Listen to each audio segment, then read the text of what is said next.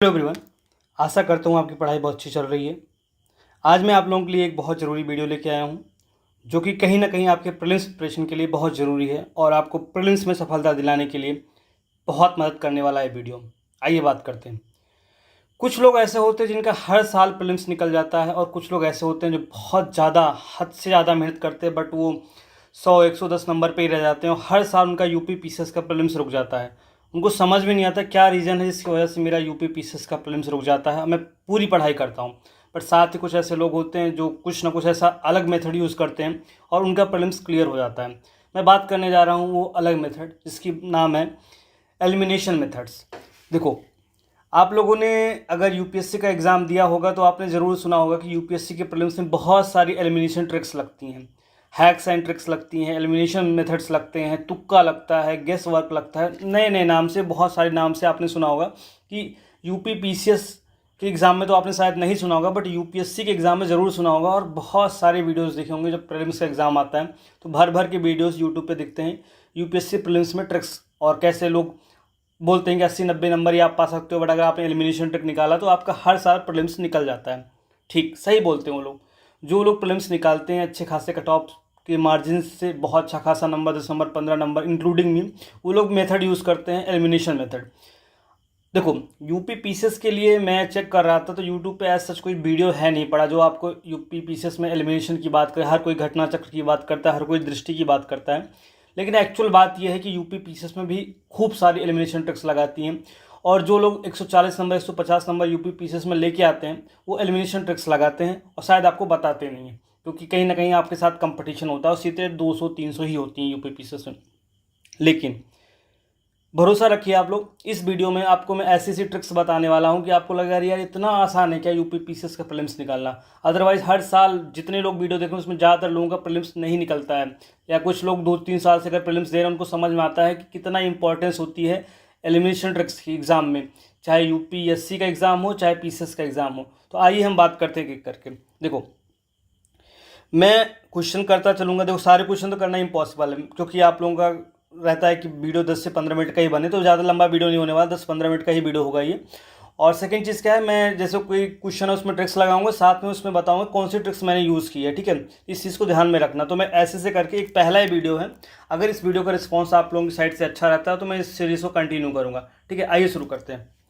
Question number 4, ये UP PCS 2023 का paper है, सेट है। साथ में आप लोग भी लगाते चलना या फिर आप देखते रहो, बाद में लगा लेना। चलिए, अब मैं इसमें क्या बोल रहा है, क्वेश्चन जो है, देखो हिंदी इंग्लिश दोनों मीडियम वालों इसको वीडियो को देख सकते हैं, ऐसा कुछ इसमें हिंदी इंग्लिश वाला चक्कर नहीं है। मैं नॉर्मल हिंदी में बात कर रहा हूँ। मेरा बैकग्राउंड जो है इंग्लिश बैकग्राउंड है, इसलिए मैं पेपर इंग्लिश में सॉल्व करना मुझे इजी लगता है, बट पेपर हिंदी इंग्लिश में दोनों में है और ये यूपी पीसीएस का पेपर है, ऑफिशियल पेपर है। तो ऐसा कुछ नहीं मैंने अपने आप से कुछ एडिट किया है, इसमें ऐड किया है, जस्ट सेट एस सीरीज़ है, आप इसको कंटिन्यू कर सकते हो। देखो, इसमें क्वेश्चन नंबर फर्स्ट, ये फोर्थ जो है, इसमें यह बोल रहा है the president can recommend the parliament to change the boundary of any state after seeking view of the concerned legislature of that state subject। ठीक है, दूसरे में बोला it is not mandatory for the.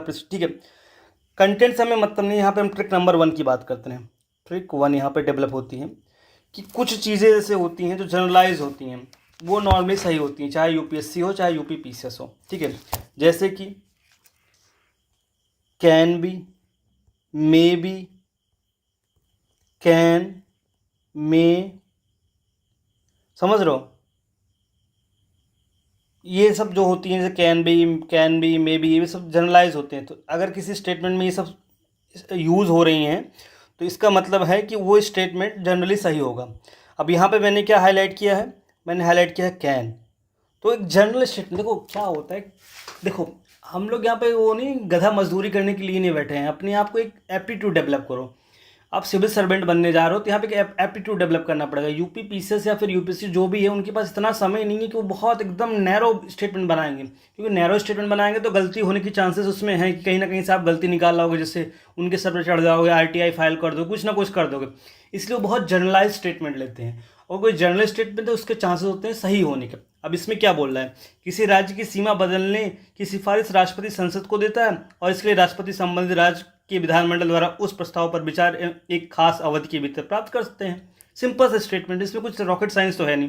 तो ये स्टेटमेंट जो है ये सही है, असर्जन सही है। रीज़न, राष्ट्रपति को उस राज्य विधानमंडल का प्रस्ताव मानना अनिवार्य नहीं है। सिंपल सी बात है ना, यहाँ बोल रहे हैं नॉट मैंडेटरी।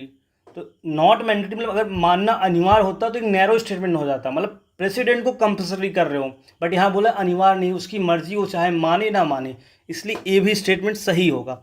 लेकिन अब ये बात तो समझ में आ गई यहाँ पे कि कैन से हमारा पहला स्टेटमेंट सही होगा, दूसरा हो गया कि नॉर्मल नॉट मैंडेटरी मतलब जनरल स्टेटमेंट हो रहा है। बट अब इसमें ऑप्शन चूज़ करना है, जैसे ऑप्शन ए और बी है, ठीक है। अब इसमें बोल रहा है ए और आर जो ट्रू है और करेक्ट एक्सप्लेनेशन है, दूसरा बोल रहा है कि ए और आर ट्रू है बट करेक्ट एक्सप्लेनेशन नहीं है।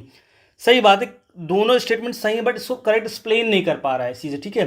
इसलिए इसका आंसर जो होगा बी होगा, ठीक है। दोनों अपने अपनी जगह पे स्टेटमेंट सही है बट करेक्ट एक्सप्लेनेशन नहीं है। बाकी जो जो टेक्निकल नॉलेज है उसको आप ऑब्वियस सी बात है लक्ष्मीकांत पे पढ़े होगा या फिर जहाँ से भी पढ़ा होगा, आपकी मर्जी। दूसरा क्वेश्चन की बात करते हैं, बड़ा कंट्रोवर्शियल क्वेश्चन था इस साल का, लेकिन एक बहुत सिंपल क्वेश्चन है, इसको कहते हैं the acts done by him as a vice president before such declaration are considered valid, ठीक है। The act done by him as a vice president on the day of such declaration are not considered valid, ठीक है। Question क्या है कि भारत के उपराष्ट्रपति का निर्वाचन जिस सर्वोच्च न्यायालय द्वारा शून्य घोषित किया गया है के संदर्भ में निम्न में से कौन, मतलब क्या हुआ है कि किसी वजह से जो उपराष्ट्रपति है उसका जो मतलब अपॉइंटमेंट है उसको इनवैलिड डिक्लेयर कर देता है सुप्रीम कोर्ट। तो उसके बाद उस स्टेटमेंट दिया गया है उपराष्ट्रपति के रूप में इस प्रकार की घोषणा से पूर्व उसके द्वारा किए गए कार्य विधि मान्य होते। हाँ बिल्कुल मान्य होंगे भाई, वो उपराष्ट्रपति रहा है, अब जाके वो उपराष्ट्रपति नहीं बना ना, बट उससे पहले तो उपराष्ट्रपति रहा है, तो पहला स्टेटमेंट सही होगा।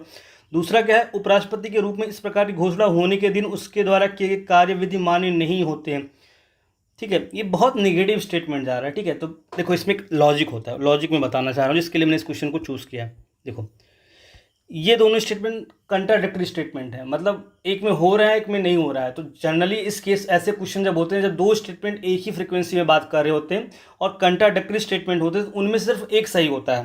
पहला वाला हमने सही कर लिया, दूसरा वाला जो है वो गलत होगा। अब गलत क्यों होगा, उपराष्ट्रपति के रूप में इस प्रकार की घोषणा होने के दिन उसके द्वारा किए गए कार्य विधि मान्य नहीं होते। अरे भाई क्यों नहीं होंगे, उसने जब भी कोई काम किया एज ए उपराष्ट्रपति किया, मान लो उसका समझ लो जिस दिन तक, मान लो कि आज जो भी डेट है XYZ डेट है, उस डेट को जो वाइस प्रेसिडेंट है वो मतलब इनवैलिड डिक्लेयर हो जाता है, बट उससे पहले उस दिन तक जो भी काम किया होता है वो उसको वैलिड माना जाता है क्योंकि उसने एज ए उपराष्ट्रपति का काम किया है। इसलिए सेकंड स्टेटमेंट गलत होगा और पहला स्टेटमेंट इसका सही हो जाएगा, ठीक है। इसको थोड़ा डेवलप करो यार। देखो अगर नॉलेज टेस्ट करनी होगी तो आपका मेंस में यूपी पीसीएस जो है अच्छी खासी नॉलेज टेस्ट करेगा, आपके 6 पेपर ले रहा है, ठीक है। दो पेपर ऐड कर दिया ऑप्शनल हटा के, बाकी जीएस के 4 पेपर ले रहा है, एसए लिख रहा है, सब कुछ ले, तो आपकी प्रॉपर नॉलेज चेक कर रहा है टाइम फ्रेम में। बट यहाँ पे आपकी एप्टीट्यूड स्किल डेवलप की जा रही है, एप्टीट्यूड चेक किया जा रहा है। बोला जाता है ना under the sun everything can be ask in civil services like UPSC and UPPCS, तो सब कुछ पूछा जा सकता है, तो हर चीज़ें हमें नहीं पता हो सकती, इसलिए हमें एलिमिनेशन ट्रिक्स डेवलप करनी पड़ेगी, एक कॉमन सेंस डेवलप करना पड़ेगा, एक जनरल अंडरस्टैंडिंग डेवलप करनी पड़ेगी। सिर्फ घटना चक्र रटने से काम नहीं होगा, लक्ष्मीकांत रटने से काम नहीं होगा, नहीं निकलने वाला उसका प्रीलिम्स। लोग बोलते हैं यूपीपीसीएस सिर्फ फैक्ट फैक्ट फैक्ट आता है, नहीं आता भाई। इस पूरे पेपर में 150 में से 150 क्वेश्चन मैं एलिमिनेशन ट्रिक से सॉल्व कर सकता हूँ, इतना समय नहीं है, वो आप लोग बताएंगे कि सीरीज को आगे बढ़ाना नहीं बढ़ाना है, जो जैसा आपका रिस्पॉन्स रहेगा। बट जो भी मैं आज 10-15 मिनट बताने वाला हूँ उसमें आपको मैं काफ़ी सारी ट्रिक्स बता दूंगा और उस ट्रिक्स के साथ आपको एग्जांपल बताऊंगा 2023 में कौन सा आया, ठीक है। अगला क्वेश्चन करते हैं।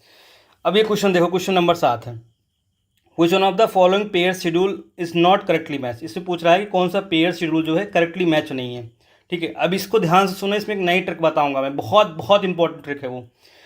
पहला इसमें स्टेटमेंट बोल रहा है, मतलब ऑप्शन ए है third schedule form of the oath of the formation, दूसरा है 8th शेड्यूल लैंग्वेज, तीसरा है 9th schedule allocation of seats of council of state, और चौथा है 10th schedule provision as a disqualification of ground on defection. अब देखो इतने साल से आप तैयारी कर रहे हो, आपको पता है कि 9th शेड्यूल जो है, बहुत सिंपल क्वेश्चन था, 9th शेड्यूल जो है वो कहीं ना कहीं उसके लिए नहीं होता, वो कुछ स्पेशल टाइप के जो एक्ट्स होते हैं उनको 9th शेड्यूल में रखा जाता है, जिसके लिए पहली बार कॉन्स्टिट्यूशन अमेंडमेंट भी आया था फर्स्ट, ठीक है। पंडित जवाहरलाल नेहरू के टाइम में पूछा भी जा चुका है यूपीएससी में, PYQ है। और जब हम बात करते हैं इसके लिए जो राज्यसभा वाला जो ओथ वगैरह है, उसमें स्टार्टिंग के जो शेड्यूल्स होते हैं वो होते हैं, मतलब शेड्यूल 5 से पहले के जो शेड्यूल्स होते हैं ये सब सारी चीज़ें होती हैं, ये नहीं होता है। ठीक है, तो अब इसमें क्या करना है, नॉलेज से तो आप कर लोगे, एक ट्रिक बता रहा हूँ, इसको बड़ा ध्यान से सुनना कि जब भी कोई अननोन क्वेश्चन आता है, ध्यान सुनो, जब अननोन क्वेश्चन आता है, बाउंसर क्वेश्चन आता है यूपी पीसीएस में, उस ऐसे क्वेश्चन में आपको बहुत परेशान होने की ज़रूरत नहीं है। आपको ऑप्शन सी चुपचाप ले लेना है। 10 में से 9 जगह ये सही होगी ट्रिक, एक जगह गलत हो सकती है, लेकिन अगर बहुत सारे रैंडम क्वेश्चन यूपी पीसीएस में आते हैं, कम से कम 20-25 क्वेश्चन आते हैं, इसको भी अगर आपको नहीं पता है, शेड्यूल ये नहीं याद है, तो आपके लिए रैंडम क्वेश्चन है। तो ऐसी सिचुएशन में आपको चुपचाप आंख बंद करके ऑप्शन सी लेना है। इसी पेपर में देखना है, पुराने पेपर में देखना, मैं आपको करके दिखाऊंगा, 10 में से 9 जगह ऑप्शन सी सही होगा। इसलिए ये ट्रिक कोई नहीं बताने वाला आपको, ये अगर आप लगाओगे तो आपका आसानी से प्रीलिम्स क्वालिफाई हो जाएगा, नहीं तो फिर वही है, रगड़ते रहना आप। ठीक है, आगे करते हैं, समझ गए ना, ऑप्शन सी चूज़ करना जब भी कोई रैंडम क्वेश्चन आता है। अगली trick, constitution of India initially permitted use of English language for all official purpose for a period of 5 साल, 10 साल, 15 साल, 20 साल। अब अपने को नहीं पता है भाई, कैसे याद होगा इतना चीज़ें, किसी को याद कैसे होती, 5 साल, 10 साल, 15 साल, 20 साल, और इतना क्लोज स्टेटमेंट है। चलो, इसको नॉलेज वाइज अगर समझना है तो अभी रिसेंटली जो महिलाओं के लिए 33% रिजर्वेशन दिया गया है, उसमें 15% का रिजर्वेशन है, इसलिए क्वेश्चन बना है, मतलब 15 साल के लिए दिया गया है। ठीक है, इसलिए क्वेश्चन बना है। अदरवाइज मैंने अभी आपको क्या ट्रिक बताई, जब भी कुछ समझ में ना आए, रैंडम क्वेश्चन है, चुपचाप आंख बंद करके ऑप्शन सी को ले लो। ले लिया आपने, 15 साल है, जाके चेक कर लेना।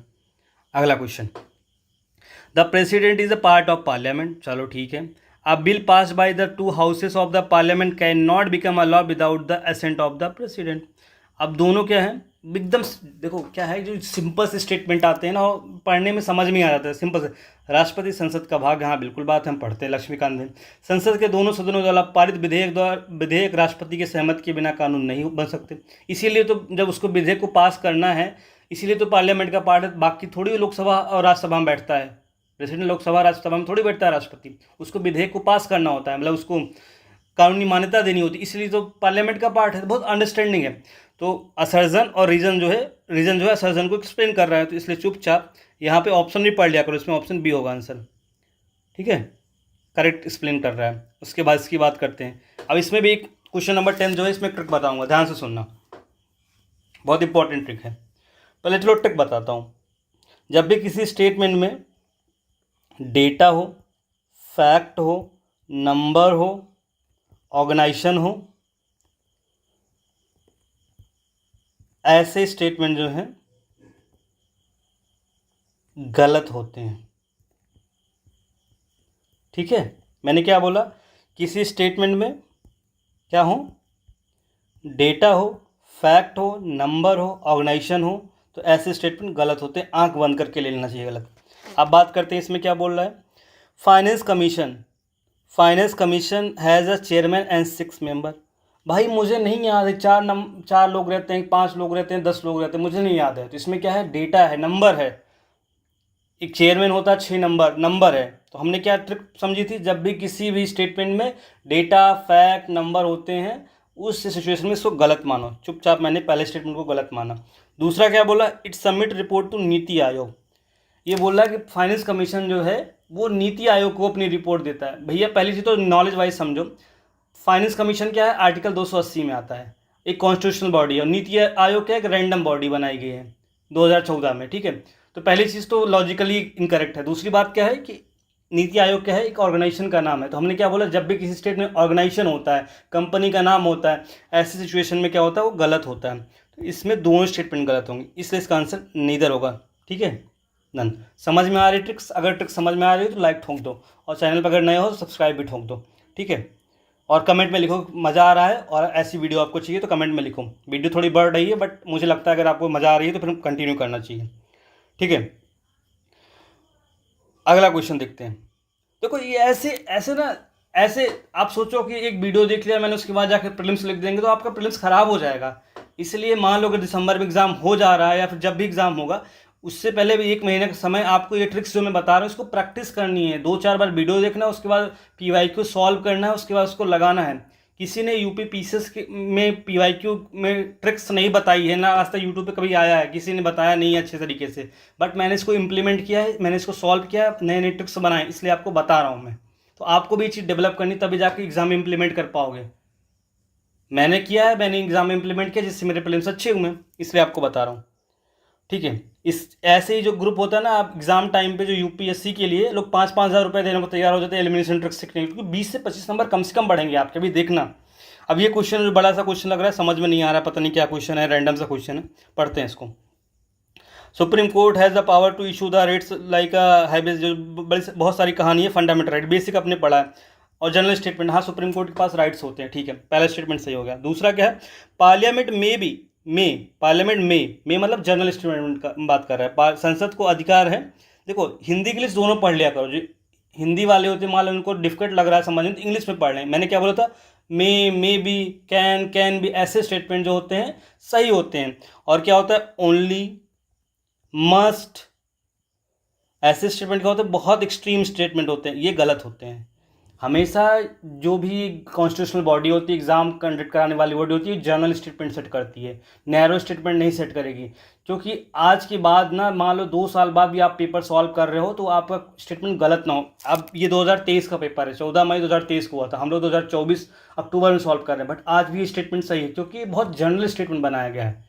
कोई करंट अफेयर का क्वेश्चन नहीं है कि तुरंत 1 महीने में बदल जा रहा है, इसलिए बहुत जनरल स्टेटमेंट बनाया जाता है, इसलिए दिमाग में बिठा के रखो। जो ओनली मस्ट वाले होते हैं वो गलत होते हैं, कैन बी, कैन वाले होते हैं, ये सब सही होते हैं। तो यहाँ पे मे है, तो general of parliament may by law empower any other court और exercise within the jurisdiction of the power given by the supreme court. संसद को अधिकार है कि वह कानून बनाकर किसी अन्य न्यायालय को अपनी अधिकारी, भैया सिंपल सी बात, संसद का काम क्या है, विधायिका है, विधायिका का काम क्या है, विधेयक बनाना ना। संसद का काम तो यही है ना कि उसको एक्ट बनाना ना, तो हाँ भाई संसद एक्ट बना लेगा, बहुत जनरल स्टेटमेंट है, इसमें बहुत सोचने की बात नहीं है, ऑलरेडी इसमें मे वर्ड यूज़ हो गया है आपको बताने के लिए, तो सिंपल से इसका आंसर बोथ हो जाएगा, बहुत सोचना नहीं है। अगला, ये बड़ा अच्छा क्वेश्चन है, इसको फिर से समझना, इस पर एक नई ट्रिक बताऊंगा मैं। ट्रिक ये है, जब भी कंपेयर किया जाता है, कंपेयर किया जाता है दो किसी बॉडी से, ऑर्गेनाइजेशन से, या किसी नाम से, तो गलत होते हैं, तो ऐसे स्टेटमेंट गलत होते हैं। ठीक है, जो यूपीएससी वाले होंगे उनको इसी ट्रिक पता है, उनको पता है चीज़, तो ये चीज़ यहाँ पे भी लगती है। अब देखो ध्यान से, पहला क्या बोल रहा है, a person is appointed as a attorney general who is qualified to be appointed as जज ऑफ सुप्रीम कोर्ट। हाँ सही बात, अटॉर्नी जनरल क्या होता है, सरकार का वकील होता है ना, तो वकील बनने के लिए सुप्रीम कोर्ट के जो जज होते हैं उस टाइप की क्वालिफिकेशन होनी चाहिए ना, तभी तो आप सरकार की बात रख पाओगे ना सुप्रीम कोर्ट में। हाँ सही बात है, जनरल स्टेटमेंट नहीं सही होना चाहिए। दूसरा क्या कह रहा है, the attorney general can B, यहाँ पे कैन बी, उससे कन्फ्यूज मत होना, ध्यान से सुनना, the attorney general can be removed through the same process as the जज ऑफ सुप्रीम कोर्ट। तो यहाँ पे क्या है, कंपेयर कर रहे हैं हम लोग, कैन भी तो है, जनरल लग रहा है इसलिए कैन भी दिया कंफ्यूज करने के लिए, बट कैन भी से कंफ्यूज मत हो। यहाँ बोला कंपेयर कर रहा है एज ए सुप्रीम कोर्ट जज। भाई सुप्रीम कोर्ट के जज का प्रॉपर इम्पीचमेंट होता है, लोकसभा राज्यसभा में प्रॉपर बैठकें होती हैं, बिल पास होता है, उसके बाद उसको इम्पीच किया जाता है। बट अटॉर्नी जनरल क्या होता है, जब तक सरकार है तब तक सरकार का वकील है, जिस दिन सरकार गिर गई उसको अपने आप बाय डिफॉल्ट रिजाइन करना पड़ता है। बेसिक अंडरस्टैंडिंग है, और कंपेयर वाली ट्रिक लग रही है, इसकी वजह से आंसर सीधा सीधा इसमें ए आ जाएगा। ठीक है, पॉलिटी के ऐसे बहुत सारे क्वेश्चन हैं। अब देखो ये भी दोनों जनरल स्टेटमेंट है कि parliament has right to regulate the service condition. भाई हाँ, पार्लियामेंट पूरा उस संभाल रही है, तो पार्लियामेंट की पावर बिल्कुल है ना दोनों सेक्रेटरीट को कंट्रोल करने के लिए। कॉमन पोस्ट में be created by the secretary of each house of the parliament. हाँ बिल्कुल सही बात है, बिल्कुल कॉमन पोस्ट बनाई जा सकती है, तो दोनों का स्टेटमेंट सही हो जाएगा, इसका आंसर 1 और 2 हो जाएगा। अब ये क्वेश्चन नंबर 17 देखो, इसमें मैं बता रहा हूँ कि ट्रिक से क्या होता है, कभी कभी ना हम 50-50 पे आ जाते हैं एक नॉर्मल कॉमन अंडरस्टैंडिंग से। एक चीज़ मैं आपको और बता दूं कि जब भी आप एग्ज़ाम अटेंड करना ना, ट्रिक्स क्या हैं, ट्रिक्स जो हैं आपको पास कराने के लिए हैं। ट्रिक्स आपको मतलब ऐसा नहीं है कि मतलब कट ऑफ के आसपास आप पहुंच रहे हो, जैसे फॉर एग्जांपल यूपी पीसीएस में आप 90 नंबर 100 नंबर के आसपास हर साल पहुंच रहे हो, लेकिन कट ऑफ 120 नंबर 125 नंबर जा रहा है, जिसकी वजह से आप बड़ी मेहनत करने के बाद भी हर साल बाहर हो जा रहे हो। तो आपको 25 नंबर 30 नंबर दिला दे, जिससे आप 130 प्लस नंबर ले आओगे। जो लोग 110 से 115 पा रहे हो, 140 145 तक पहुंच सकते हैं। बट ऐसा नहीं है कि आप 10 नंबर पा रहे हो तो आपको सीधा 130 नंबर ले जाए, ऐसा नहीं पॉसिबल है। आपको बेसिक नॉलेज चाहिए। इसलिए सबसे पहले जब भी ट्रिक लगाओ, सबसे पहले नॉलेज चेक करो, फिर कॉमन सेंस चेक करो। अगर दोनों नहीं लग रहे हैं उसके बाद ट्रिक लगाओ, ठीक है। ये ऑर्डर हमेशा, पहले नॉलेज, फिर कॉमन सेंस, फिर ट्रिक, ये ऑर्डर हमेशा दिमाग में बिठाए रखना, ठीक है। और दूसरी चीज़ क्या होता है, जब भी रैंडम क्वेश्चन है उसको ऑप्शन सी चूज़ करना। 2 मैंने ट्रिक बताई हैं आपको, याद रखना। अब इसको सॉल्व करते हैं। बड़ा सिंपल सा क्वेश्चन है बट इसमें कुछ सिखाऊंगा मैं आपको। ये बोल रहा है all election to the panchayat are conducted by, ये बोला पंचायत के समस्त चुनाव का संचालन कौन करता है, स्टेट लेजिस्लेचर और पंचायत राज कमीशन। भाई राज व्यवस्थापिका और पंचायती राज का आयोग का काम थोड़ी इलेक्शन कंडक्ट कराना, तो ये दोनों तो बिल्कुल ही नहीं होंगे, हटा दो इनको चुपचाप। अब बी और सी में हो तो बोल रहा है कि पंचायत का इलेक्शन कौन करता है, इलेक्शन कमीशन ऑफ इंडिया या फिर स्टेट इलेक्शन कमीशन। भाई इतना तो आप एग्जाम पीसेस का देने जा रहे हो तो आपको पता है कि स्टेट इलेक्शन कमीशन इसीलिए बनाया गया है पंचायत का इलेक्शन कंडक्ट कराने के लिए ना, इसलिए चुपचाप आंसर बी ले लेना। नहीं समझ में आया तो इसमें एक ट्रिक होती है, जब भी बी और सी में कन्फ्यूज़ हो, जब भी बी और सी में कन्फ्यूज़ हो उस समय बी को चूज़ करना चाहिए। इस चीज़ को याद रखना, बहुत जगह काम करती है। बी और सी में बी को प्रायोरिटी दो। और रैंडम क्वेश्चन हो जिसका आंसर तुम्हें कुछ भी नहीं आ रहा है, अगर तुक्का ही मारना है तो सी चुपचाप आंख बंद करके तुक्का मार दो, ठीक है। आगे बात करते हैं, ठीक है। बहुत सारी हैं यार। अब ट्रिक पसंद आ रही है ना आपको, क्या लगता है कि वीडियो को कंटिन्यू करना चाहिए या फिर पॉज कर दूँ मैं, यहीं पे रोक दूँ मैं, जो भी है। चलो ठीक है, बहुत सारी चीज़ें हैं। अब इसे इस वाले क्वेश्चन में देखो ना, यहाँ पे चुपचाप एक होता है अलाइक ट्रिक लगती है। जब स्टेटमेंट एक जैसे होते हैं, जैसे 4 ऑप्शन दिए हैं, 4 ऑप्शन में 2 ऑप्शन में कुछ कुछ शब्द मिलते होते हैं ना, तो चांसेस होते हैं उन्हीं में से आंसर आता है, एक जैसा होता है। अब इसमें क्या है, प्रोविज़न, प्रोविज़न, ठीक है। ये तो चुपचाप बी और डी को चुपचाप हटा दो।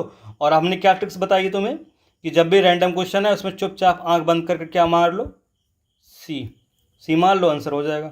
वैसे भी ए और सी में आंसर लेना था, सी हमने ले लिया, ठीक है।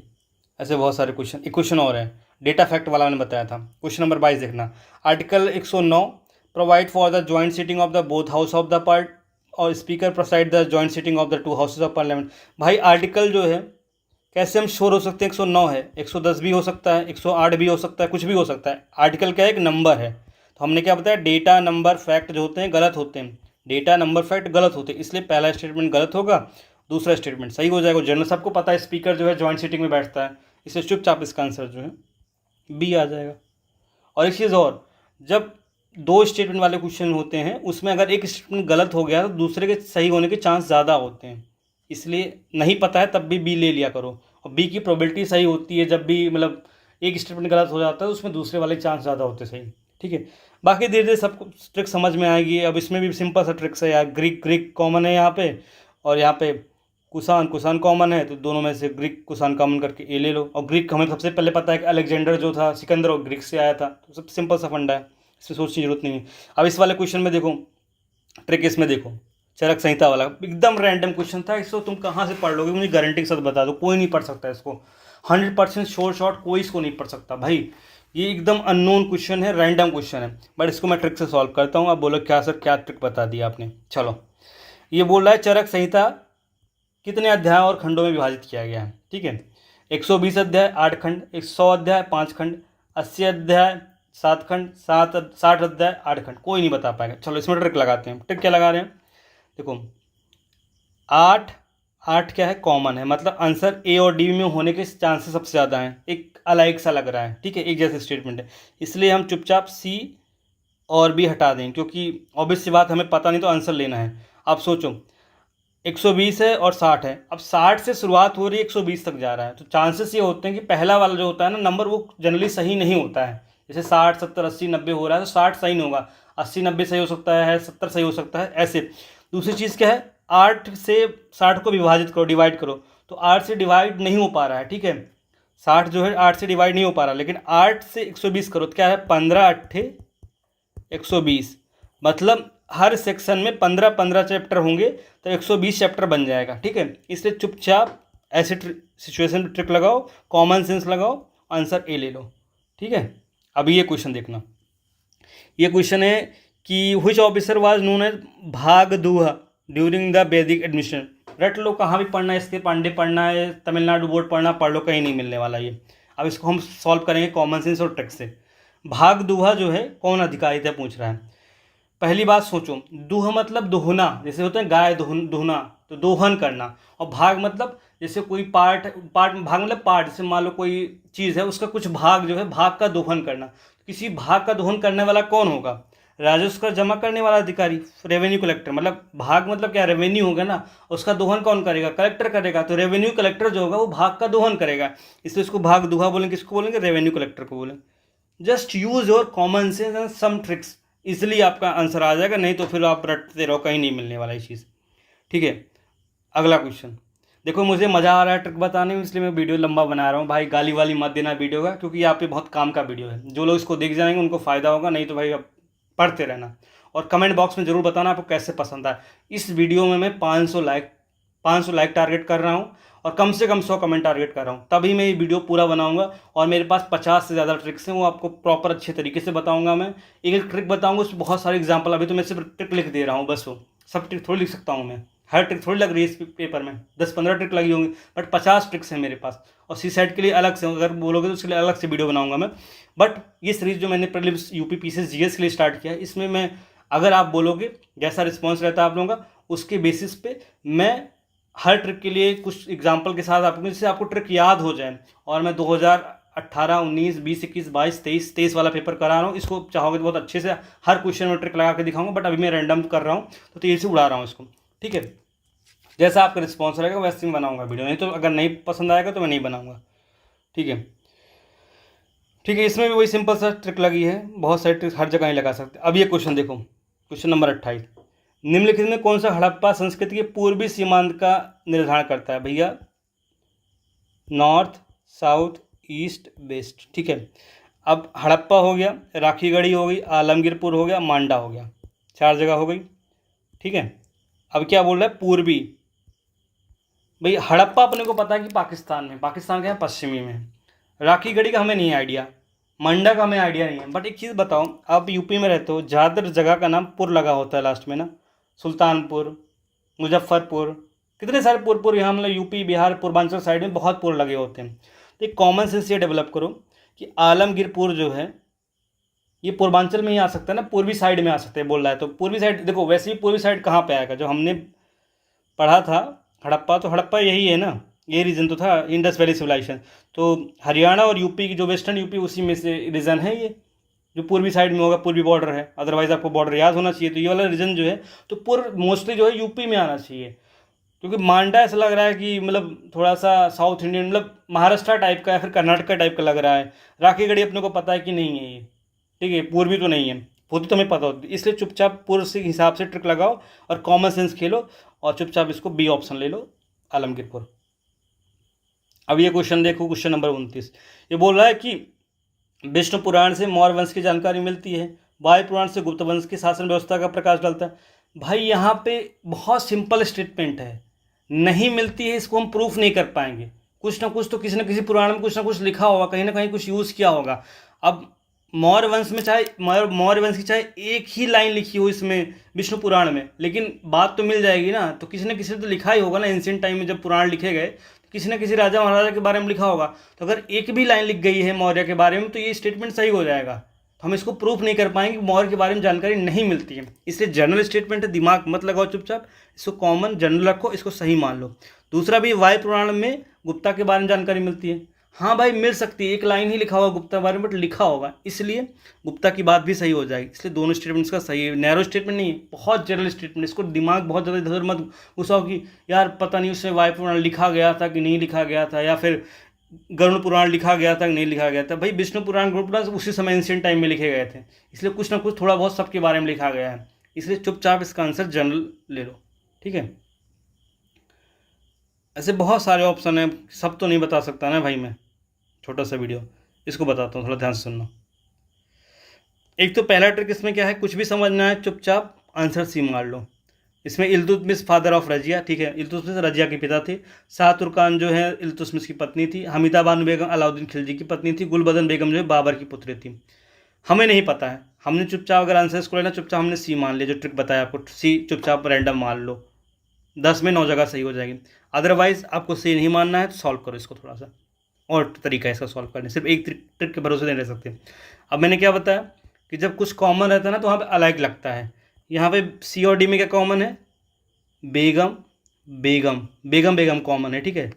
तो आंसर सी और डी में होना चाहिए। अब हमें ये पता है गुलबदन बेगम जो थी बाबर की पुत्री थी, उसने तुजुक ए बाबरी लिखी है। इतना तो पढ़ते होगे ना भाई, पढ़ाकू इंसान हो, हर साल 90 नंबर आ रहे हैं ना प्लेस में।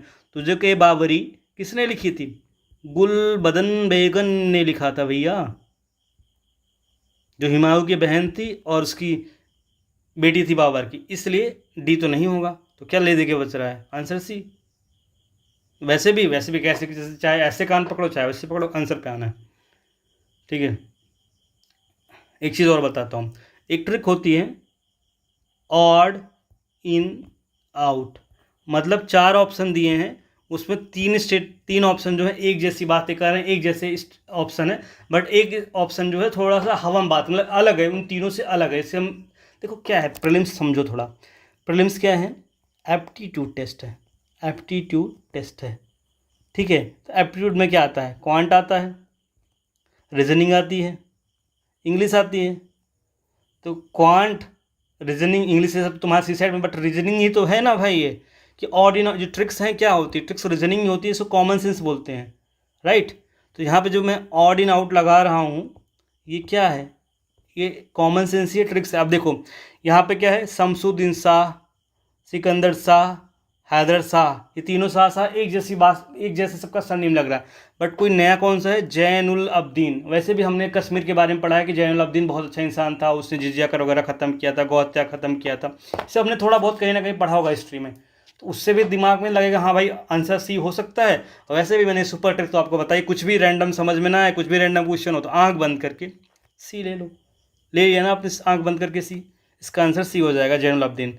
अदरवाइज फिर एलिमिनेट करते रहो, दिमाग लगाते रहो, 4 के बारे में कभी सुना भी नहीं होगा, पढ़ते रहो, हो जाए तो सही बात है, नहीं तो नहीं। हमेशा ट्रिक पे भरोसा करना चाहिए, इसीलिए नहीं तो पढ़ो कहीं नहीं मिलने वाला ये। जैनुल अब्दीन इसका आंसर सी होगा, ठीक है। इसलिए ऑड इन आउट की ट्रिक मैंने अभी तक आपको 5-6 ट्रिक्स बता दी, कुछ कॉमन सेंस बताएं। ट्रिक्स तो मेरे पास 50 हैं लेकिन सब नहीं बता सकते। अब इस वाले क्वेश्चन की बात करते हैं। टप्पा स्टाइल जो है, music was refined by developed by which of the following. ये बोला संगीत में टप्पा शैली निम्नलिखित में किस मुगल सम्राट के दरबार में परिष्कृत एवं विकसित की गई। भाई हमें पता है जहांगीर का हमने नाम सुना है, अकबर का नाम सुना है, हमने शाहजहाँ का नाम सुना है। हमारे लिए एक नया नाम कौन सा है, मोहम्मद शाह। तो यहाँ पे क्या लग रही है, यहाँ पे कौन सी ट्रिक लग रही है, यहाँ पे लग रही है ऑड इन आउट।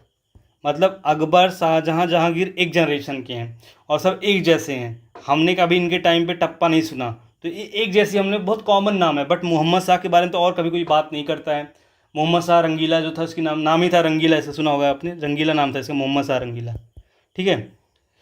तो रंगीला था, और दूसरी बात शौक भी था म्यूजिक व्यूजिक का, टप्पा स्टाइल जो म्यूजिक, मतलब टप्पा स्टाइल जो डेवलप हुआ था संगीत म्यूजिक, तो उसका शौकीन था, इसलिए इसको रंगीला बोलते थे। इसलिए चुपचाप यहाँ पर आंसर डी ले लो। ऑड इन आउट भी लग रहा है यहाँ पे, और नॉलेज से भी पता है कि मोहम्मद शाह रंगीला था, मतलब वो नाच गाना म्यूजिक में बहुत इंटरेस्ट रखता था, उस वजह से भी ऑप्शन इसका डी हो जाएगा। और अननोन भी है इसलिए भी, ठीक है। ट्रिक समझ में आ गई। और सबसे मज़ेदार क्वेश्चन ये है, क्वेश्चन नंबर 39। चलो इसके पहले सॉल्व करूँगा, उसके बाद मैं बताऊँगा। चलो एक तो मैंने ट्रिक क्या बताया, कुछ भी रैंडम क्वेश्चन है, कुछ भी समझ में आए, चुपचाप आंख बंद करके सी ले लो, ठीक है। सी ले लिया आपने, आंसर पे आ गए। चलो आपको सी नहीं लेना, आपको मेरे ट्रिक पे भरोसा नहीं है, इसको सॉल्व करता हूँ। दयाबाई विनय मल्लिका, दया मतलब विनय होता है, दया विनय एक जैसा है। सहजोबाई सहज प्रकाश, सहज सहज मतलब दोनों एक जैसा है, सहज प्रकाश सहजोबाई। सोन कुमारी स्वर्णवेली, मतलब सोन मतलब सोना होता है, स्वर्ण मतलब सोना होता है, तो मतलब तीनों में क्या है, दयाबाई विनय एक जैसा है मिल रहा है, सहज सहज मिल रहा है, सोन स्वर्ण मिल रहा है। यहाँ पे क्या है, गंगाबाई गणेश देवलीला, मतलब गंगाबाई क्या है, गंगा हैं, और गणेश, गंगा गणेश दो अलग चीज़ है ना, गंगा क्या है, नदी है, गणेश क्या है, भगवान है। तो इसलिए यहाँ पे क्या हो रहा है, ऑड इन आउट लग रहा है। मतलब इन तीनों में, अब देखो यूपी पीसीएस ऐसे नहीं जानबूझ के ऐसे क्वेश्चन सेट करता है जहाँ पे एलिमिनेशन ट्रिक्स लग सके, तो यहाँ पे एलिमिनेशन ट्रिक लगी है, इसलिए जानबूझ के रीजनिंग, यहीं पे रीजनिंग चेक हुई है। तुम्हें लगता है सी सेट में रीजनिंग चेक हो रही है, वहाँ सी सेट में कुछ नहीं हो रही है रीजनिंग चेक, चेक यहाँ पे रीजनिंग हुई है। तो यहाँ पे क्या चेक किया इन्होंने कि ए बी और डी क्या है, सबका मैचिंग मैचिंग है, सहज सहज, सोन स्वर्ण, दया विनय, लेकिन गंगाबाई और गणेश जो है ये मैचिंग नहीं, इसलिए इसका आंसर सी हो जाएगा। ऑड इन आउट लग रहा है यहाँ पे, पहला चीज़। दूसरी ट्रिक क्या लग रही है, कुछ भी समझ में ना आए तो चुपचाप आंसर जो है सी ले लो आंख बंद करके। दोनों तरीके से इसका आंसर सी है। आई होप ये चीज़ आपको समझ में आ गई है भाई साहब। नहीं आई तो फिर आप जिम्मेदार हो इस चीज़ के। अब ये वाला क्वेश्चन 42 में देख लो। अब ये बोल रहे हैं कि दिल्ली में जो बम वाइस राय के ऊपर बम किसने डाला था, ये क्वेश्चन है कि लॉर्ड हार्डिंग पर बम फेंकने की उत्तरदायी कौन सा था भाई। अखिल भारतीय मजदूर संघ। भाई मजदूर संघ क्यों बम डालेगा, बेचारे गरीब आदमी है, मजदूर क्यों बम डालेंगे, उनके पास पैसा नहीं बम खरीदने को, नहीं डालेंगे। यूनाइटेड पेट्रियाटिक संघ, कोई पेट्रियाटिक संघ है वो क्यों डालेगा, नाम भी नहीं सुना हमने यूनाइटेड पेट्रियाटिक संघ का, तो बम कैसे डाल देंगे। हाँ, हमने अनुशीलन समिति और युगांतर का नाम सुना है, जिसमें सबसे ज़्यादा हमने अनुशीलन समिति का नाम सुना है, हमने बरिंदर घोष का नाम सुना है, हमने अरविंदो घोष का नाम सुना है ना, सबने सुना है। तो चुपचाप अनुशीलन समिति इसका आंसर होगा। वैसे भी मैंने क्या ट्रिक बताई थी, कुछ भी समझ में ना आए, कुछ भी समझ में ना आए, एकदम रैंडम हो, चुपचाप आंसर सी ले लो भाई। और वैसे ही अपने को पता है कि मोस्ट पॉपुलिस्ट, इन चारों ऑप्शन में सबसे ज़्यादा जो नोन ऑप्शन है मोस्ट पॉपुलिस्ट कौन है। एक ट्रिक होती है मोस्ट पॉपुलिस्ट,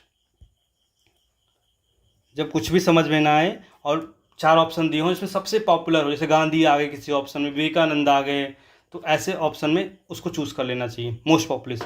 वैसे भी यहाँ पे क्या है, रैंडम कुछ भी समझ में, रैंडम क्वेश्चन हो, एकदम कुछ आंख बंद हो तो तुक्का ही मारना, तो सी पे मार दो, तो सी भी सही हो रहा है यहाँ पे। और मोस्ट पॉपुलिस्ट ट्रिक भी लग रही है यहाँ पे, दो ट्रिक लग रही है, सी वाली भी ट्रिक लग रही है और मोस्ट पॉपुलिस्ट वाली भी लग रही है, इसलिए 42 का आंसर सी हो जाएगा। समझ में आ गया भाई। 43 में भी वही है कि जो प्रिंसेस जो आए थे 1917 में आए थे यार, प्रिंस विलियम पता नहीं क्या नाम था उनका, वो आए थे, उसके बाद ही चैम्बर ऑफ प्रिंसेस बनाया था उन्होंने। ठीक है, इस वजह से इसका आंसर जो है डी हो जाएगा। नहीं तो एक चीज़ और ट्रिक बताऊं कि जो एक्ट में सबसे ज़्यादा इंपॉर्टेंट एक्ट जो है, जो सबसे पॉपुलिस्ट, जो मोस्ट पॉपुलिस्ट वाली ट्रिक बताई ना, मोस्ट पॉपुलिस्ट एक्ट जो है 1919 है। सबसे ज़्यादा जो क्वेश्चन पूछे जाते हैं यूपी पीसीएस में या फिर यूपीएससी में, वो गवर्नमेंट ऑफ इंडिया एक्ट 1919 है। चाहे इसमें डायरेक्टरी हो, चाहे इलेक्शन की बात हो, चाहे जो भी चार चीज़ें, सबसे ज़्यादा इसमें 1919 से ही आता है, जिसको हम मॉन्टेगो चैम्सफोर्ड रिफॉर्म बोलते हैं। ठीक है, ठीक है, ट्रिक लग रही है ना, तो ठोक दो लाइक, दोस्तों को भी शेयर कर दो भाई। अब बहुत सारे क्वेश्चन है सब, अब ये वाला भी ट्रिक है ना, जैसे पूछ रहे हैं ईवी रामास्वामी नायकर, इसको हम पेरियार बोलते हैं, ये जो थे बोल रहे हैं he participated in the non cooperation movement, इन्होंने असहयोग आंदोलन में हिस्सा लिया था। भाई सबने हिस्सा लिया था उस समय, हम ये प्रूफ नहीं कर पाएंगे कि इन्होंने हिस्सा नहीं लिया था। अगर यहाँ पे होता कि इन्होंने हिस्सा नहीं लिया था तो हम इसको गलत मान लेते, इन्होंने हिस्सा लिया था। अभी बहुत जनरल स्टेटमेंट भाई, किसी किताब में कहीं भी मान लो चुपचाप थोड़ा सा भी इन्होंने आंदोलन, किसी दो लोगों को खड़े होकर मतलब आंदोलन असहयोग कर दिया, बोले कि मैं तुम्हारी मदद नहीं करूँगा, ये भी असहयोग हो गया ना, उस समय ऐसा इन्वायरमेंट रहा होगा। तो वैसे भी अगर थोड़ी बहुत नॉलेज हो पेरियार के बारे में, ई रामास्वामी नायकर के बारे में, तो ये कांग्रेस के मेंबर थे। आई नो आप लोगों को थोड़ी बहुत नॉलेज होनी चाहिए, अगर नहीं है तो, अगर रैंडम ही हो तो फिर तब भी इसका आंसर ये, चुपचाप इसको पहला वाला स्टेटमेंट सही मानना चाहिए। और दूसरी बात जो पेरियार मूवमेंट स्टार्ट हुआ था तमिलनाडु में, पेरियार मूवमेंट, ये क्या था, जो अनटचेबिलिटी थी, जो बैकवर्ड थे उनका मूवमेंट था, अनटचेबिलिटी। जैसे महाराष्ट्र या फिर सेंट्रल इंडिया में अम्बेडकर मूवमेंट स्टार्ट करते, वैसे साउथ इंडिया में ई रामास्वामी नायकर या फिर उनको पेरियार बोलते हैं, पेरियार स्टार्ट करते हैं मूवमेंट, जो कि 1925 में हुआ था। तो ऑब्वियस सी बात है, जो कांग्रेस के अगेंस्ट में, क्यों इन्होंने खुद ही बोला था कांग्रेस जो है अपर कास्ट या ब्राह्मण की पार्टी है, यहाँ पे छोटे कास्ट वालों को रिस्पेक्ट नहीं मिलती है। इवन खुद ये पेरियार जो थे ब्राह्मण थे, तब भी इन्होंने ब्राह्मणों के अगेंस्ट में मूवमेंट स्टार्ट किया था और बोले थे कि यहाँ पे रिस्पेक्ट नहीं मिलती, इसलिए मैं कांग्रेस को छोड़ रहा हूँ। और उन्होंने कांग्रेस को छोड़ के पेरियार मूवमेंट स्टार्ट किया था, जो अनटचेबिलिटी के अगेंस्ट मूवमेंट था। ठीक है, इसलिए थोड़ी बहुत नॉलेज होनी चाहिए, इसलिए चुपचाप इसका आंसर सी हो जाएगा। अब यही चीज़ है ना, अब ये वाला क्वेश्चन जो है 46 है, who was the leader of the rebellion in Bareilly, Uttar Pradesh. अभी कोई इसमें कॉमन सेंस है और कुछ नहीं है, बाकी इसमें ये ट्रिक क्या लगती है, बाकी को हटा दो, एलिमिनेट कर दो, चुपचाप आंसर आ जाएगा, आ जाएगा। ठीक है, अब देखो इसमें क्या है भाई, ये पूछ रहे हैं कि 1857 क्रांति में बरेली उत्तर प्रदेश की क्रांति का नेता कौन था। ये पूछ रहे हैं बरेली में किसने किया था, हमको नहीं याद है भाई बरेली में कौन था, हमको बिल्कुल भी नहीं याद, हमने पढ़ा भी नहीं। लेकिन हमें ये पता है ना, हजरत महल कहाँ से थी, लखनऊ से थी। कुंवर सिंह कहाँ थे, जगदीशपुर बिहार से थे। नाना साहब कहाँ से थे, बिठूर से थे। तो भाई हमें हजरत महल का पता है, कुंवर सिंह का पता है, नाना साहब का पता है, तो जो ऑप्शन में बचा ले देखिए वही तो है ना, चुपचाप बी बचा है ना, कौन, खान बहादुर खान, जो भी रहे होंगे, हमें नहीं पता था, लेकिन बाकी तीन का हमें पता था, इसलिए चुपचाप हम आंसर पे आ गए। तो ये भी कॉमन सेंस है। ज़रूरी नहीं हर चीज़ आपको याद हो, बट वहाँ पे दिमाग को खोल के बैठना है बस। अपना 70-80% दे दो ना, और थोड़ा सा कॉमन सेंस लगा दो, आराम से 140 नंबर आ जाएंगे प्रीलिम्स में। कोई अपने आप से मैंने पेपर सेट नहीं किया, चुपचाप यूपी पीसीएस का ही पेपर है। और बहुत सारे क्वेश्चन आपको नहीं आते रहेंगे, बट हमने सॉल्व किया। अब ये वाला क्वेश्चन नंबर है 49। अब या तो आपको याद हो कि मंजरा गोदावरी की ट्राइब्यूटरी है कि नहीं, हिमावती कावेरी की ट्राइब्यूटरी है कि नहीं, मालप्रभा कृष्णा की ट्राइब्यूटरी है कि नहीं, प्राणहिता महानदी की ट्राइब्यूटरी है कि नहीं। लेकिन मैंने क्या ट्रिक बताया, ऑड इन आउट। चुपचाप दिमाग लगाओ। यहाँ पे हर क्वेश्चन में आयोग, चाहे यूपीएससी आयोग हो चाहे यूपीपीसीएस आयोग हो, हर क्वेश्चन में रीजनिंग सेट करता है। वो रीजनिंग को आपको पकड़नी हो, एप्टीट्यूड टेस्ट है ये नॉलेज का टेस्ट नहीं है। यूपीपीसीएस या यूपीएससी प्रीलिम्स एक एप्टीट्यूड का टेस्ट है, उसको आपको पकड़ना है। नॉलेज आपकी मेंस में चेक होने वाली है। अब यहाँ पे क्या है, ऑड इन आउट ट्रिक मैं कैसे लगा रहा हूँ, ध्यान सुनो। गोदावरी, कावेरी और कृष्णा, ठीक है, ये नदियाँ हैं। गोदावरी, कावेरी, कृष्णा, ठीक है। गोदावरी निकलती है, कृष्णा निकलती है, कावेरी निकलती है। तीनों चीज़ें कहाँ से निकलती हैं, तीनों जो है वेस्टर्न घाट से निकलती हैं, पश्चिमी साइड से निकलती हैं, और जाके कहाँ मिलती हैं, ईस्टर्न घाट में, राइट। यही है ना। तो तीनों में कॉमन क्या है, गोदावरी, कृष्णा और कावेरी में कॉमन क्या है, तीनों जो है वेस्टर्न घाट, पश्चिमी घाट जो है वहाँ से निकलती हैं, और पूर्वी घाट में, ईस्टर्न घाट में जाके मिल जाती हैं। लेकिन महानदी क्या है, महानदी जो है यहीं से निकलती है, यहाँ से महानदी जो है यहाँ से निकलती है और जाके ईस्टर्न घाट में निकल जाती है। तो ये डिफरेंस है। तो यहाँ पे ऑड इन आउट क्या है कि ए, सी और बी जो तीनों ऑप्शन है एक जैसे हैं, क्योंकि तीनों नदियाँ वेस्टर्न घाट से निकल रही हैं। लेकिन जो महानदी हो ईस्टर्न घाट से निकल रही है, ईस्टर्न घाट में जाके मिल जा रही है। मतलब अमरकंटक से निकलती है महानदी, अमरकंटक के आसपास से, उसके बाद वहाँ जाके मिल जाती है जो बे ऑफ बंगाल में। बाकी तीनों नदियाँ बे ऑफ बंगाल में मिल रही हैं, बट ईस्टर्न घाट से, वेस्टर्न घाट से निकल रही हैं। इसलिए यहाँ पे ऑड इन आउट लग रहा है, और इसका आंसर डी होगा। अदरवाइज आपको याद होना चाहिए कि मंजीरा गोदावरी की मतलब ट्राइब्यूटरी है कि नहीं है, हिमवती जो है कावेरी की ट्राइब्यूटरी है कि नहीं, मालप्रभा है कि नहीं है। भाई इसके लिए आप रिवर सिस्टम वगैरह याद कर सकते हो, करना भी चाहिए। लोग, बहुत लोग रटते हैं, याद करते हैं, बट वहाँ पे बहुत चीज़ें याद नहीं आती। जैसे मुझे एग्जाम में नहीं याद था ये, बट मैंने ये ट्रिक लगाई थी और मेरा आंसर सही था। बहुत सारे लोग याद करने के बाद भी गलत कर दिए थे। अब ये वाला क्वेश्चन 50 बता दे रहा हूँ मैं, इसमें ऑड इन आउट लग रहा है। अब ये लोग बोलेंगे आप घर पे सॉल्व करना आसान है, आंसर पता है। अरे भाई आंसर पता है ठीक है, बट मैंने कोई अपने आप से थोड़ी क्वेश्चन बना लिया कि इजी क्वेश्चन टफ क्वेश्चन है। तो यूपीएससी का, यूपीपीसीएस का ही क्वेश्चन ना ये है, तो यूपीपीसीएस का क्वेश्चन ना। अगर इस टेक्स्ट की मैंने प्रैक्टिस करूँगा तभी तो एग्जाम में इसको मैं डिलीवर कर पाऊँगा, एग्जाम में तभी तो मैं कर पाऊँगा ना, नहीं तो ऐसे थोड़ी चलेगा। तो देखो यहाँ पे भी क्या लग रही है, ऑड इन आउट। अदरवाइज तो याद रख लो पंचप्रयाग। विष्णु क्या है, भगवान के नाम है। रुद्र क्या है, भगवान के नाम है। कर्ण क्या है, इंसान का नाम है या भगवान का नाम। देव क्या है, देव सबके लिए है ना, विष्णुदेव, रुद्रदेव, कर्णदेव सब आ सकते हैं। इसलिए इन चारों में ऑड क्या है, ऑड क्या है, देव आउट है, ठीक है। ऑड इन आउट क्या हो जाएगा, डी, देव आउट हो जाएगा। बाकी कर्ण, विष्णु, रुद्र नाम है किसी न किसी चीज़ के, ठीक है। बट देव क्या है, सबके लिए लगा देते हैं, ब्रह्मदेव, विष्णुदेव, शंकर देव, सब पे लगा देते हैं। इसलिए इसमें ऑड क्या है, डी है। चुपचाप आंसर डी ले लो, अदरवाइज याद कर लो, आपकी मर्जी। अब इसी क्वेश्चन नंबर 51 है। इसमें एक ट्रिक है, उसको बताता हूँ मैं, कि जब भी कोई डेटा दिया हो, जैसे पुअर है, या इसको हिंदी में बोलो क्या है, कमी, कमी या ज़्यादा, इजीली ट्विक कर दिया जाता है। कभी कोई स्टेटमेंट ऐसा सेट किया जाता है इस चीज़ की कमी है, लेकिन एक्चुअल में उसकी ज़्यादा होता है, ठीक है। और मैंने क्या बताया, जब फैक्ट डेटा रहता है तो जनरली स्टेटमेंट गलत होता है। इस वाले में क्या बोलो, ये लेटराइट साइड के बारे में पूछ रहा है, वो मैटर नहीं करता, हम कैसे सॉल्व करें ये मैटर करता है। ये बोला it is poor in iron oxide and aluminium, इस मिट्टी में लौह ऑक्साइड एवं एल्युमिनियम की कमी पाई जाती है। हमें नहीं पता, हमें सॉइल हमने नहीं पढ़ा, मिट्टियाँ हमने अच्छे से नहीं पढ़ी, लेकिन हमें क्या पता है, एल्युमिनियम और ऑक्साइड जो है ये डेटा है। तो कुछ भी हो सकता है ना, सिर्फ ये ऑक्साइड और एल्युमिनियम ही को पाए जाएंगे। इसमें कमी है बोल रहा है, पुअर है, हो सकता है ज़्यादा पाया जाए, इजीली ट्विक किया जा सकता है, तो ज़्यादा भी हो सकता है, कमी हो सकता है। इसलिए संदेह से चुपचाप स्टेटमेंट को गलत मान लो। पहला क्या है, the soil is developed in the area with high temperature and heavy rainfall. ये सिंपल सा स्टेटमेंट, मिट्टी उस तापमान में भारी वर्षा वाले क्षेत्रों में पाई जाती है, सिंपल सी बात है, इसमें कोई डाटा नहीं है। बट दूसरे वाले स्टेटमेंट क्या डेटा है कि कम पाई जाती है, ज़्यादा पाई जाती है, एल्युमिनियम में पाया जाता है, ऑक्साइड पाया जाता है, इसलिए कन्फ्यूजन है। इससे चुपचाप स्टेटमेंट्स का ए होगा, पहला सही होगा, दूसरा गलत होगा। ये वाला तो जो होता है, जो मैचिंग वाला, इसकी तो एक अलग सी ट्रिक है, प्रॉपर में 2-3 ट्रिक लगती है इसमें, इसको मैं अलग से बताऊंगा, इसको अब नहीं करूंगा मैं। अब जैसे एक होता है कॉन्ट्राडिक्टरी स्टेटमेंट, जब जब इसको एक्चुअली टोन बोलते हैं इसको, टोन अलग स्टेटमेंट, टोन अलग स्टेटमेंट, ठीक है। जब भी दो स्टेटमेंट एक जैसे हों, ठीक है, जैसे इसमें क्या बोला, राम गंगा रिवर जो है वो गंगा नदी में कन्नौज में मिलती है, राम गंगा नदी कन्नौज के पास गंगा नदी में मिलती है। दूसरा बोल रहा है बेतवा नदी प्रयागराज के पास यमुना नदी में मिलती है। दोनों में क्या है, नदियाँ मिल रही हैं किसी ना किसी में, किसी जगह पर मिल रही हैं। तो ऐसे कन्फ्यूज़न जब आता है तो आपको क्या करना, दोनों में से एक ही सही होगा, दोनों नहीं सही होगा किसी भी एग्ज़ाम में, चाहे यूपीएससी चाहे पीसी, चाहे किसी भी एग्ज़ाम में। रामगंगा नदी जो है गंगा नदी कन्नौज में मिलती है, सीधा सीधा ऐसा लग रहा है किसी बुक से उठाया गया स्टेटमेंट, चुपचाप चिपका दिया गया है, मान लो एनसीईआरटी कहीं से उठा गया है। रामगंगा नदी कन्नौज के पास गंगा नदी में मिलती है, अपने को पता भी है रामगंगा नदी जो है कन्नौज पे मिलती है गंगा नदी में, ठीक है। ऐसा सिंपल स्टेटमेंट है। दूसरा वाला क्या बोला, बेतवा नदी प्रयाग के पास, पास मतलब क्या, प्रयाग के पास मतलब कहाँ, प्रयाग के पास तो बहुत दूर हो गया ना, बनारस हो गया या फिर तुम्हारा इटावा हो गया, कहाँ प्रयाग के पास, या फिर प्रतापगढ़ हो गया, कहाँ प्रयाग के पास, समझ रहे हो ना। तो इसलिए इसमें क्लैरिटी नहीं, स्टेटमेंट है बेतवा नदी प्रयाग के पास यमुना नदी में मिलती है, कहाँ मिलती है नहीं बताया गया, पास में मिलती है, इसलिए ये स्टेटमेंट गलत हो सकता है और पहला वाला स्टेटमेंट सही हो सकता है।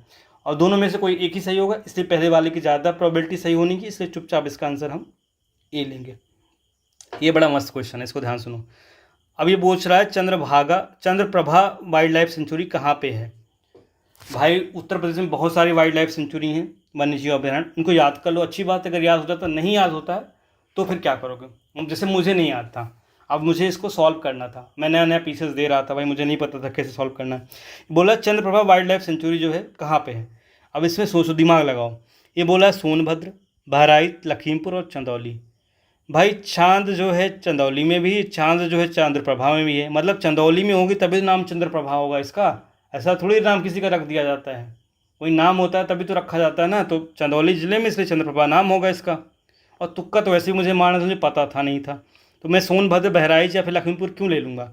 ऑलरेडी अब चंद्रप्रभा से चंदौली हो सकता है, तो मैं चुपचाप इसका आंसर बी ले लूँगा, ठीक है। समझ रहे हो ना ट्रिक जो है, कि आंसर जो होता है वो क्वेश्चन में ही दिया होता है, हिंट जो दिया होता है, हिंट जो होता है, हिंट वो ऑलरेडी, कहाँ गया, हिंट क्वेश्चन में ही दिया होता है, बस उसको समझना होता है। चंद्रप्रभा चंदौली, ठीक है। ये वाला क्वेश्चन देखो, ये वाला ध्यान से हिंदी में समझो इसको, हिंदी इंग्लिश दोनों पढ़ लिया करो। ये बोल रहा है सिवाना समुद्र और कलापक्कम, सिवाना समुद्र और कलापक्कम क्रमशः किस लिए महत्वपूर्ण है, मतलब किस लिए फेमस है, ठीक है। इसमें क्या बोल रहा है, नाभिकीय ऊर्जा, नाभिकीय ऊर्जा, नाभिकीय ऊर्जा, मतलब एक चीज़ तो क्लियर होगी, कलापक्कम जो है नाभिकीय ऊर्जा से रिलेटेड है, मतलब सी ऑप्शन तो हट जाएगा, ए बी और डी में से आंसर होगा। अब बोल रहा है शिव समुद्रम जो है वो क्या होगा, जल शक्ति होगा, ताप ऊर्जा होगा या फिर सौर शक्ति होगा। अब ये कन्फ्यूजन है। अब मैंने क्या बताया ट्रिक, देखो साथ में ही सेट करते हैं, ऐसा नहीं है एक ट्रिक पे दो तीन क्वेश्चन लोग सकते, इनको भी ट्रिक पता है पीसेस वालों को, हमें समझनी होती है वो ट्रिक को। तो ये क्या बोल रहे हैं, समुद्र मतलब क्या होता है, पानी होता है ना भाई साहब, इतना दिमाग तो है ना आपके पास। मैंने क्या बताया कि हिंट जो है क्वेश्चन में दिया रहता है आंसर का, समुद्र मतलब जल, तो जल शक्ति इसका आंसर आ जाएगा। इसमें क्या लॉजिक लगाना, क्या सोचना है, कॉमन सेंस है ना, वी हैव टू अंडरस्टैंड। किसी को नहीं याद होगा, बहुत सारे प्रोजेक्ट हैं, परियोजनाएं, बट सिवाना समुद्र क्यों इसी को लिया गया, ये भी सोचो ना, इसी वाले प्रोजेक्ट का नाम क्यों लिया गया। और ऑप्शन इसलिए ऐसे सेट किया कि आपको ये रीजनिंग का पेपर है, ये ऐसा नहीं है नॉलेज का, एप्टीट्यूड इसी का मतलब है। यहाँ पे आपकी रीजनिंग चेक हो रही है कि आप जब सिविल सर्वेंट बनोगे आपको डिसीजन कैसे लेना होगा। जैसे उस वाले प्रोटेस्ट में वो आए थे सचिव साहब, उन्होंने डिसीजन लिया ना कुछ, वो क्लियर कट कुछ नहीं बोले क्योंकि उनके पास इन्फॉर्मेशन नहीं थी। उन्होंने ये नहीं बोल दिया कि हम एक दिन में एग्ज़ाम कंडक्ट करवा देंगे, उन्होंने ऐसा नहीं बोला था ना, उन्होंने बस तोल मलोल की बात की थी, वही चीज़ें हैं। तो यहाँ पे शिव समुद्र और जल से मैच हो जाएगा, इसका आंसर जो है ए आ जाएगा। आई होप आपको बहुत कुछ समझ में आ गया होगा भाई। यहाँ पे भी ये कोल्ड का हॉट हो सकता है, गलत हो जाएगा इसका। ये बोला इनमें से कौन सा कथन सत्य है, और ये बोला सन जो है अर्थ और मून जो है एक स्ट्रेट लाइन में हो सकते हैं। ये ऑर्डर थोड़ी बोला स्ट्रेट लाइन में हो सकता है, मून सन एक साथ हो जाए, फिर अर्थ हो जाए, या फिर अर्थ जो है मून और सन के बीच में आ जाए, इसलिए ये स्टेटमेंट गलत हो जाएगा। ये बोल रहे हैं tide comes the earth every day, हर दिन एग्जैक्टली, बहुत एक्सट्रीम स्टेटमेंट जा रहा है भाई। हो सकता है 2 मिनट 1 मिनट ऊपर नीचे हो जाए, किसी भी वजह से धरती घूमती है, अपने अक्ष पे भी घूमती है, तो हो सकता है 12 घंटा 32 मिनट हो जाए, इसलिए एग्जैक्टली ये भी गलत होगा। सबसे सिंपल इसमें जो बच रहा है option maximum at the tropic of Cancer and Capricorn, ठीक है, दोनों सही बात है, हो सकता है 3 स्टेटमेंट हमने एलिमिनेट कर दिए, जो बचा वही हमारा आंसर हो गया। यार सब क्वेश्चन ऐसे ही हैं। अब ये वाला क्वेश्चन देखो, ये क्वेश्चन कोई बता दे, किसी को याद था तो मैं इसको 100 रुपये दे दूंगा इनाम, गारंटी है। कोई नहीं बता सकता है क्योंकि किसी को नहीं पता था, बस इसको सॉल्व किया जा सकता तरीके से। ये बोल रहा है फिलीपींस में नारियल एवं गन्ने के कृषि विकास का श्रेय किसको जाता है। अब थोड़ा दिमाग लगाओ और कॉमन सेंस लगाओ, सोचो। अब मुझे इतना भी नहीं पता कि जो जो ये क्या कहते हैं फिलीपींस किसकी कॉलोनी थी, ये भी मुझे नहीं पता। लेकिन अगर दुनिया गोल है तो यहाँ पे क्या है, ऐसे ऐसे हम देखते हैं ना कुछ बना होता है। ये रीजन होता है टेम्परेट रीजन, ठीक है। टेम्परेट रीजन में क्या होता है, सबसे ज़्यादा शुगर केन, जिसको हम बोलते हैं गन्ना, नारियल, ये सब पाया जाता है। तुम देखा होगा जो अमेरिका के बीचेस होते हैं या फिर फिलीपींस वगैरह का बीच है, वहाँ पे बहुत सारे नारियल के पेड़ होते हैं। साउथ इंडिया में चले जाओ ना, केरला में चले जाओ, तमिलनाडु में, वहाँ बहुत सारे नारियल देखे, वहाँ पे गन्ना भी खूब होगा। यूपी में भी गन्ना होता है, क्योंकि यूपी भी आधा ट्रॉपिकल में आ जाता है, आधा सब ट्रॉपिकल जिसको टेम्परेट बोलते हैं उसमें आता है। इस वजह से अब ब्रिटेन हो गया, जैसे फ्रांस हो गया, ब्रिटेन हो गया, और हॉलैंड को नीदरलैंड बोलते हैं। ये तीनों जो हो गए, ये तीनों तो बहुत ऊपर है ना यार, बहुत ठंडी जगह पे, यहाँ पे शुगर केन वगैरह नहीं होती है। और अपने को पता भी है कि भारत में अच्छी वैरायटी के जो थे कोकोनट जो था वो लेके आए थे पुर्तगाल और स्पेन तो पास पास में ही है ना। देखो अगर मैप याद हो आपको, देखो ध्यान से, पुर्तगाल और स्पेन जो है बगल बगल ही, जस्ट अफ्रीका से ऊपर है, जस्ट अफ्रीका से ऊपर है, भूमध्य सागर के बाएं साइड में, ठीक है। तो समझ में आ गया ना कि नीचे है, डाउन है। और अमेरिका भी देखो वो भी डाउन ही है। तो ऑब्वियस सी बात है ना, अमेरिका और स्पेन जो होगा इसका आंसर होगा, क्योंकि क्लाइमेट कंडीशन ही ऐसी होती है या फिर क्लाइमेट ऐसा ही होता है, इसलिए यहाँ पे ये चीज़ें पाई जाती हैं, ठीक है। जस्ट अ मिनट, ओके, ठीक है, थोड़ा ठीक है।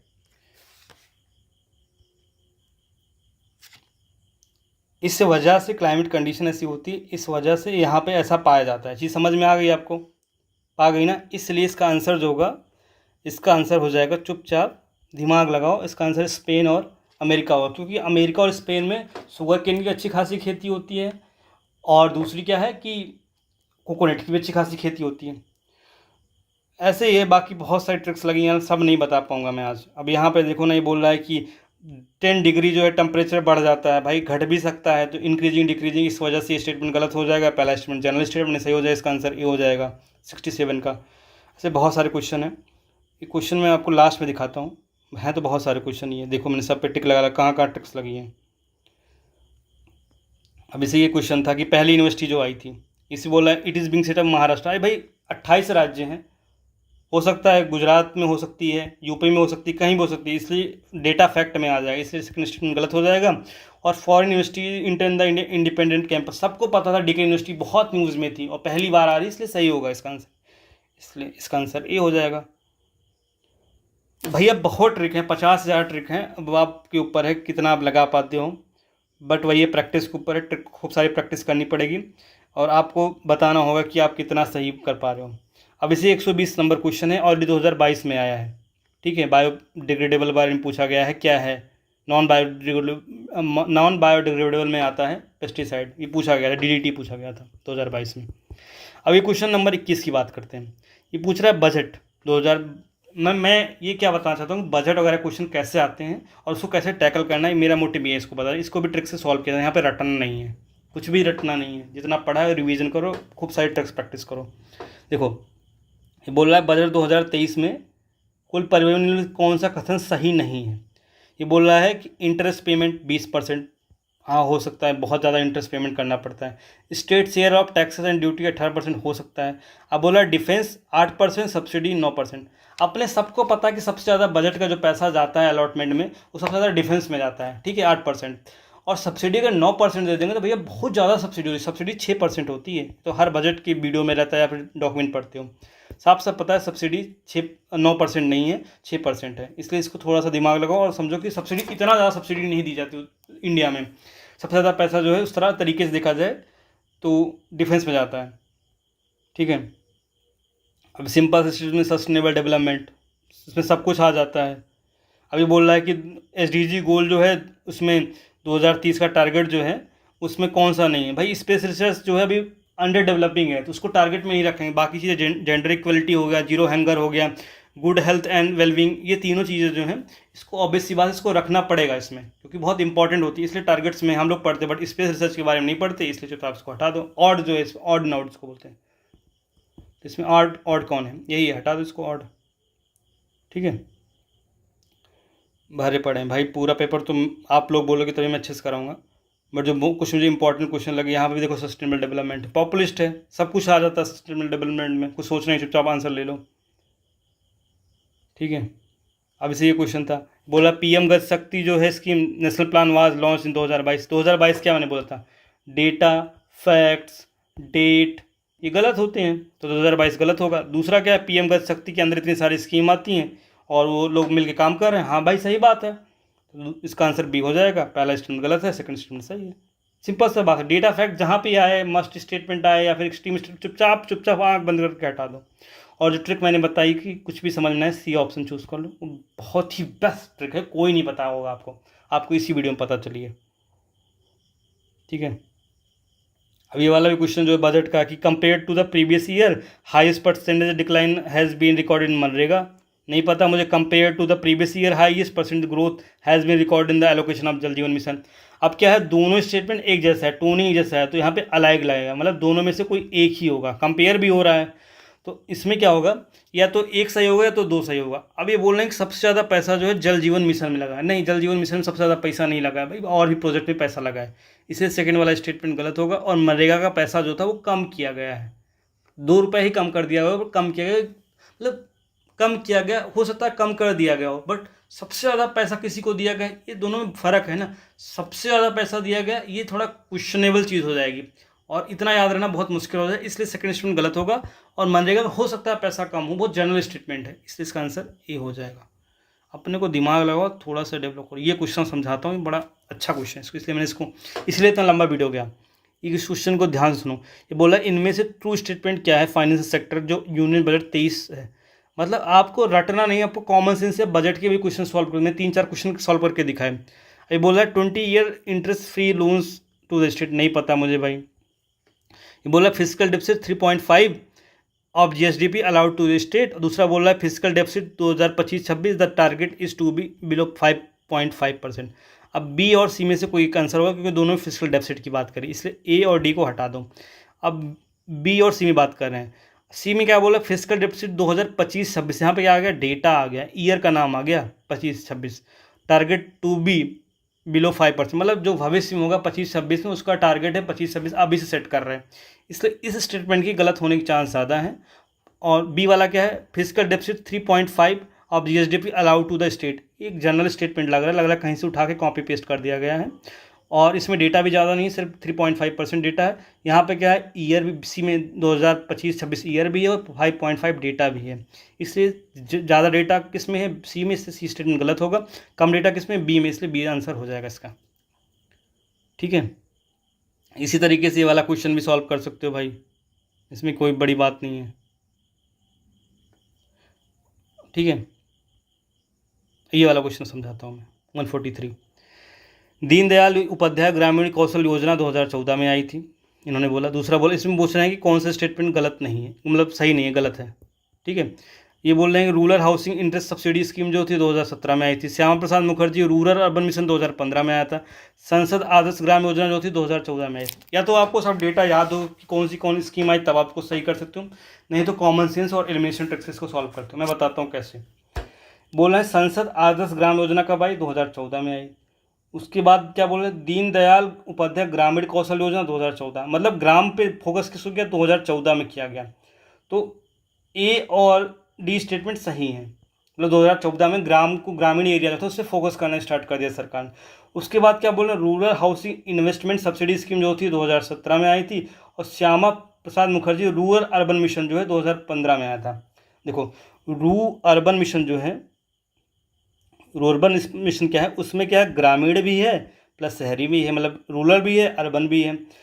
तो जब अर्बन को हम डेवलप कर देंगे तभी तो ग्रामीण और शहर दोनों को लेंगे। मतलब क्या होगा कि पहले ग्रामीण की स्कीम आई होगी, फिर शहरी की स्कीम आएगी, फिर ग्रामीण और शहरी को मिला के रूरल अर्बन आ जाएगा, राइट। तो ये बोल रहे हैं श्यामा प्रसाद मुखर्जी जो रूरल अर्बन मिशन जो 2015 में आया होगा, मतलब ये गलत है। जब rural housing investment subsidy scheme जो 17 में आ रही है, तो ये तो रूरल अर्बन मिशन तो 17 के बाद आया होगा ना, 15 में कैसे आ जाएगा? इसलिए स्टेटमेंट गलत स्टेटमेंट बोल रहा है, कौन सा स्टेटमेंट गलत है चूज़ करना, इसका आंसर सी हो जाएगा। वैसे ही मैंने क्या बताया था, कुछ भी समझ में ना आए तो आंख बंद करके सी पे मार दो या फिर सॉल्व कर दो, आपकी मर्जी। ठीक है भैया, मैंने आपको कंप्लीट करा दिया। समय 1 घंटा लगा, इसके लिए बहुत माफ़ी मांगता हूँ मैं, लेकिन आपको बताना था। और आप लोग ज़रूर इस वीडियो को पूरा देखिएगा। मुझे आशा है कि आप लोग पूरा वीडियो देखेंगे और कमेंट बॉक्स में बताइएगा कि प्रॉपर इस तरीके की ट्रिक्स जो है इसको अच्छे तरीके से एलोबरेटेड तरीके से आप चाहते हो, और प्रॉपर जो हर साल के पेपर सॉल्व करवाना चाहते हो, पीआई को अच्छे सॉल्व करना चाहते हो, तो आप कमेंट बॉक्स में बता देना। मैं इस सीरीज़ को कंटिन्यू कर दूंगा, अदरवाइज़ इसके चार्ज बहुत ज़्यादा होते हैं। Thank you so much. Like ज़रूर कर देना, सब्सक्राइब कर देना। ठीक है मेरे भाई।